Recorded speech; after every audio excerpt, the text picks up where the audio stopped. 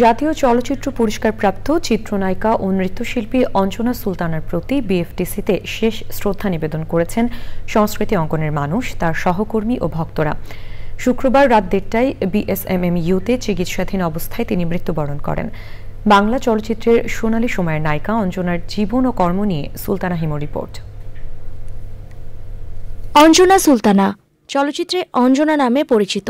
1965 সালের 27 জুন ঢাকার এক সংস্কৃতিমনা পরিবারে জন্মগ্রহণ করেন অঞ্জনা। শৈশব থেকেই নাচের প্রতি আগ্রহের কারণে তাকে ভারতে পাঠানো হয়। সেখানে তিনি ওস্তাদ বাবুরাজ হীরালালের অধীনে নাচের তালিম নেন এবং কত্থক নৃত্য শেখেন। নাচে 3 বার জাতীয় পুরস্কারও পেয়েছেন তিনি। অঞ্জনার অভিনয় জীবন শুরু হয় 1976 সালে বাবুল চৌধুরী পরিচালিত সেতু চলচ্চিত্রের মাধ্যমে। তবে তার মুক্তিপ্রাপ্ত প্রথম চলচ্চিত্র শামসুদ্দিন টগর পরিচালিত দস্যু বনহর।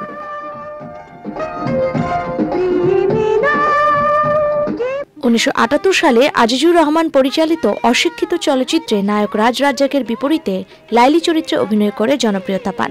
এরপর রাজ্জাকের বিপরীতে 30টি চলচ্চিত্রে অভিনয় করেন তিনি।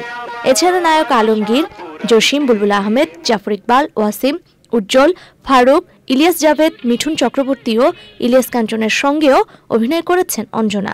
এই পর্যন্ত 300-রও বেশি চলচ্চিত্রে অভিনয় করেছেন। পরিণীতা ও গাংচিল চলচ্চিত্রে অভিনয়ের জন্য 2 বার জাতীয় চলচ্চিত্র পুরস্কার পেয়েছেন অঞ্জনা।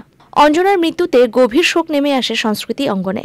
সকালে তার মরদেহ এফডিসিতে নিয়ে যাওয়া হয়। সেখানে চলচ্চিত্র শিল্পী, কলাকুশলী ও দীর্ঘদিনের সহকর্মীরা তার প্রতি শ্রদ্ধা নিবেদন করেন। তার অনেক সিনেমা আমি দেখেছি, তার প্রত্যেকটা ছবি আসলে মুখস্থ।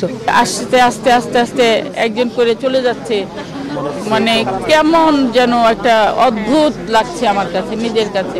অঞ্জনা যেভাবে চলে যাবে, এত তাড়াতাড়ি আমাদের ছেড়ে চলে যাবে, আমি একটু বুঝতে পারিনি। কখনো ওকে কোনো দিন অসুস্থ দেখিনি, শরীর খারাপ দেখিনি, কোনো ওষুধ খেতে দেখিনি, কিছুই দেখিনি। হঠাৎ করে কি যে হলো কিছুই বুঝতে পারছি না। দুপুরে চ্যানেল আই প্রাঙ্গণে হবে অঞ্জনার দ্বিতীয় জানাজার নামাজ। Sultana Himu, channel I.